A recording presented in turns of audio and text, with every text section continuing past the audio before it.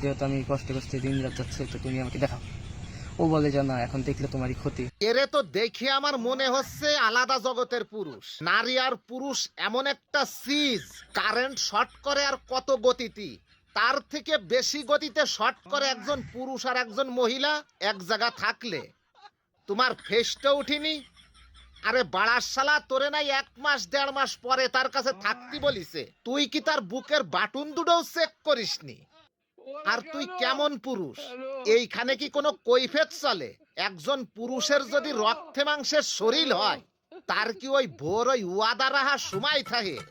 ও তো পাটায় যাবে সেকেন্ডের মধ্যে। এখন ভিউ ব্যবসা করার আর কোনো রাস্তা পাচ্ছিস না? সুন্দরভাবে সাজাই নিয়ে পুরো বাংলাদেশের মিডিয়াটা গরম করে ফেলছে। বাড়ার শালা, একজন পুরুষের জীবন কাহিনী এইরকম হয় না। ও যদি পুরুষও হয়, ওর গুয়া মারে দেবো দিনের মধ্যে 35 বার।